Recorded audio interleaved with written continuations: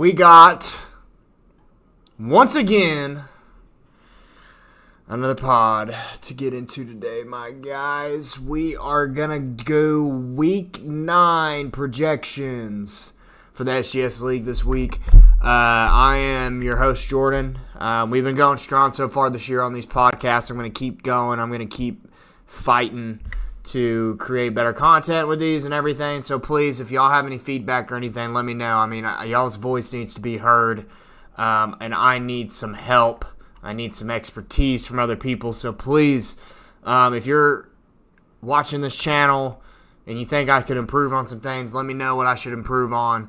We could get some music up in this bitch. I mean, we could do some fucking better editing. I mean, there's a whole bunch of different things I could do to try to make this channel better. So if there's anything in particular that you would like me to do, just let me know. Anyways, first off, we got a big NFL game tonight. Jets and we got the Jets and the Texans tonight. Pretty much what I am expecting in this game is a very interesting trap game kind of line right here with the minus 2.5 for the Jets. I think mostly because obviously Houston lost Stephon Diggs. They don't have Nico Collins yet either, but they still got Joe Mixon, they still got Tank Dell, and they still got C.J. Stroud, so I think they could still win this game tonight. Overall, what I'm expecting, the Jets really need a bounce-back win. The Jets have been very disappointing this year. Their offense has been up and down.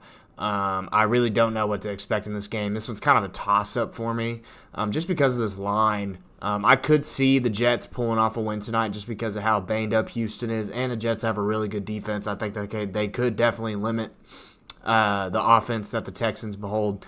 If they could stop Joe Mixon, I really do think that they will get a win tonight. Joe Mixon's been on a tear so far this year. But yeah, I'm expecting a big game from Breece Hall tonight. I think Breece Hall's got a good matchup going forward. I also do think that there is going to be a good chance we're finally going to see a Davante Adams game where he actually puts up a decent fantasy performance. I mean, it's been 2 games now. He's just been kind of waiting in the loom. I think that this will be his first double-digit fantasy performance game tonight. That's my prediction.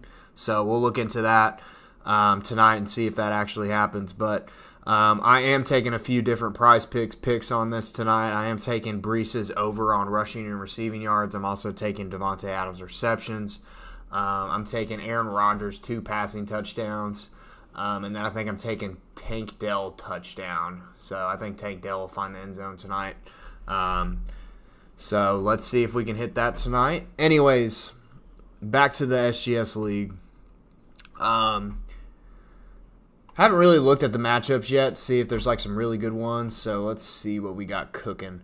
Our first matchup of the week is going to be Dylan and Andy. Kind of looking into this matchup, it looks like Dylan is currently the favorite by a little bit of points.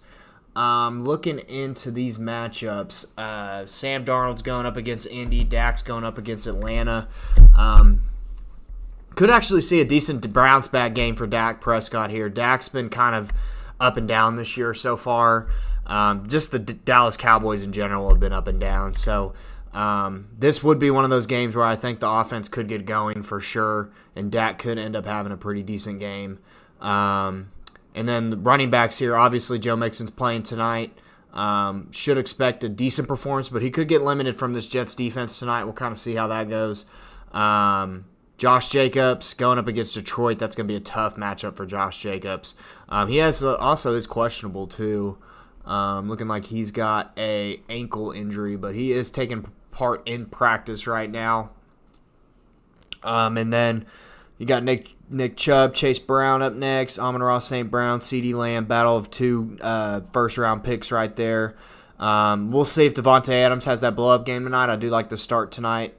There's no one else you would start over him, honestly. But yeah, this is looking like a really good matchup, honestly. I do kind of like Dylan's team on paper more this week, just because of the aspect of Amon-Ra. Devontae, I think, is going to have a big game. And you got Joe Flacco under center now. I think Josh Downs could also flourish, which he did flourish last week too. So Evan Ingram is going to have a bigger role now in this Jacksonville offense. But, I mean, you look at the other side of things, and CeeDee Lamb and Jalen Waddle, that's a scary combo to go up against, especially with Jalen Waddle having Tua back. Trey McBride's been playing very well as of recently. It's really just kind of that flex spot that's a little up in the air. Rashad White's been a little bit up and down this year. He has had 2 pretty decent games the last 2 weeks. But it's like, is it going to be him or is it going to be Bucky Irving that's going to have a decent game? Bucky Irving's been kind of consistent these past couple weeks. They've actually both been playing pretty well. It's just really hard to tell with the Tampa Bay running backs right now. So give me Dylan's team this week on this matchup. I really do like Dylan this week for sure. We got Seth and Bert up next. Bert's projected 123 points this week, which is probably going to be the most in this league this week. Except maybe, no, not Carson. Might be the most. Let's look. Most projected points. Yeah, so Bert's going to be the most projected this week in points. Obviously, Jaden Daniels, Derrick Henry, Jahmyr Gibbs, Malik Neighbors, Cooper Kupp. Stacked with wide receivers and has 2 absolutely top 5 running backs on his roster right now and a top 3 QB. And then you got, right now as currently, you do have the receivers will end up probably being all top 25 at the end of the year. I would assume, especially with how Jaden Reed started the year. I think Jaden Reed will continue to have decent games, but we'll kind of monitor and see if Jordan Love's going to play or not. That's definitely something to keep in mind. Obviously, Brian Thomas is not fully healthy, but Brian Thomas would definitely have to be the guy I'd put in there. This is going to be very interesting. You got Brian Thomas or Jaden. Dude, that's a very tough call on who to start for sure. I honestly don't know what you would do in that situation. But yeah, Derrick Henry's got a pretty tough matchup this week. Malik Neighbors, kind of a tough matchup. Washington's defense has been surprisingly good this year. Jaden Reed's got a tough matchup too. Looking at Seth's side of things, Joe Burrow against Las Vegas. You would expect Joe Burrow to have a pretty decent game going into that. Jonathan Taylor, pretty tough matchup against Minnesota. Brian Robinson Jr.'s got a tough matchup too. Shakir against Miami. Kelsey against Tampa Bay. That should be a good game for Kelsey. Tony Pollard against New England.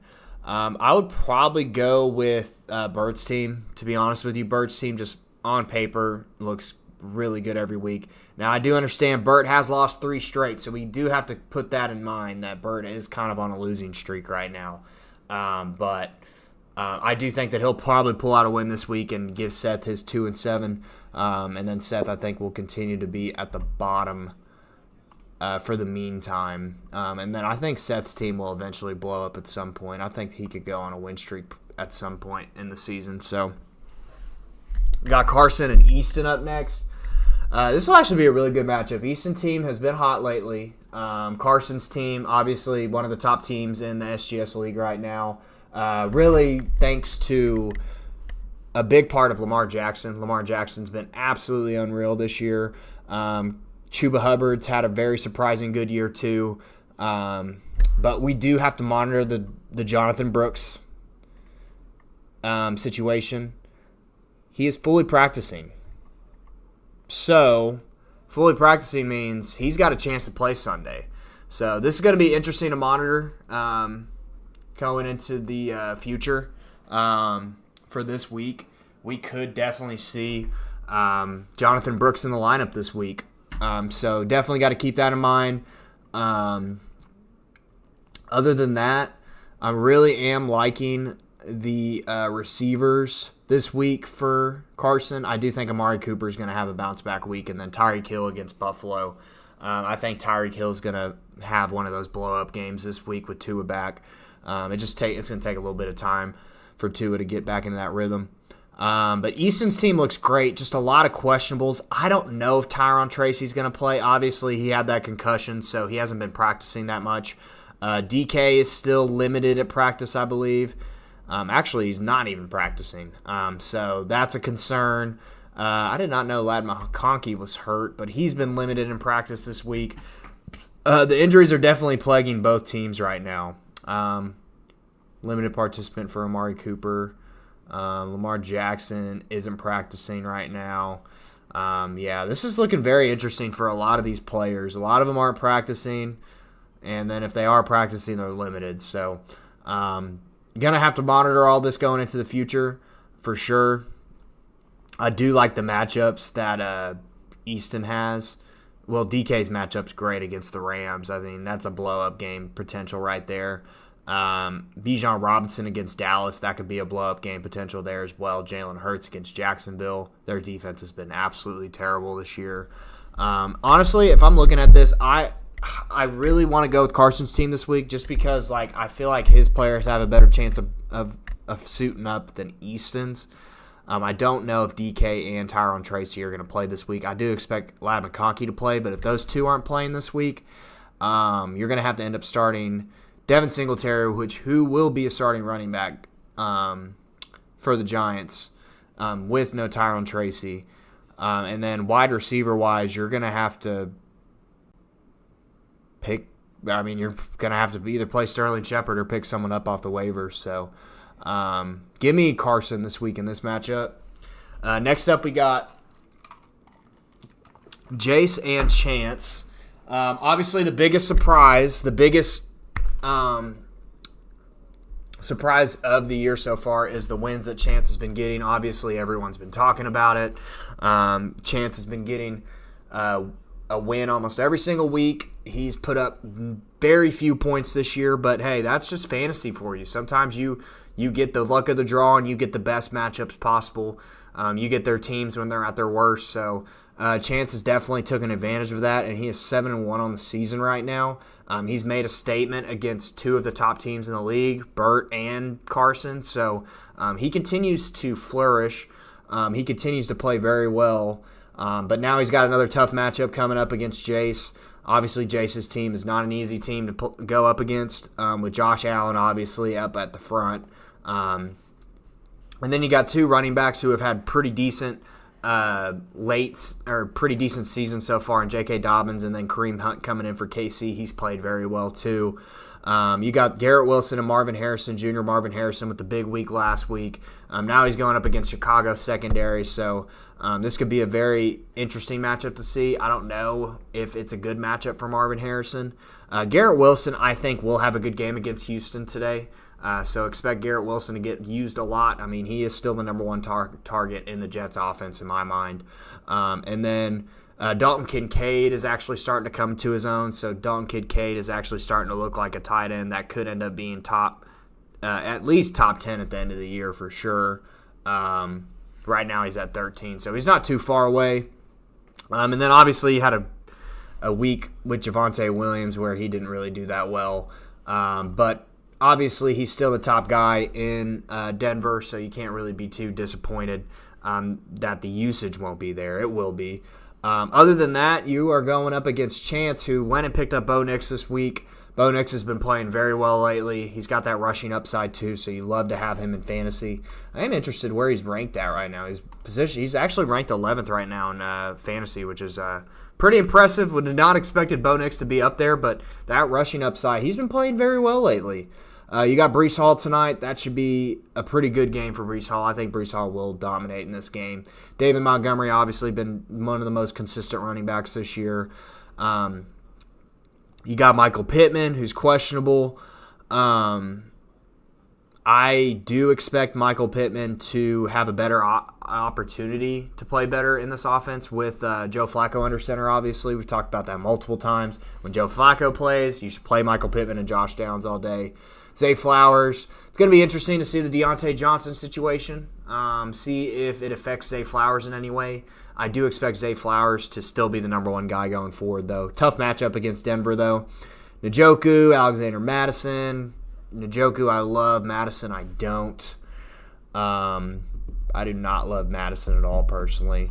But other than that, this is going to be a good matchup. I mean, I really don't think Chance is going to win this week, but, he just keeps proving us wrong, you know? I mean, I really do think Jace looks better this week than he does. But Chance could pull this out. I'm going to go with Jace. I think Jace gets the win. I think Chance moves to 7-2 after this week. I just think a loss is looming for Chance. And I believe it's going to be this week. I really do. Coming up next, we got Jack and Bryce. Both teams needing some wins for sure, especially Bryce. His team has been kind of struggling as of lately. Jack, on the other hand, his team has actually been playing. Did have a good week last week, so Baker Mayfield's been leading the way, Alvin Kamara as well.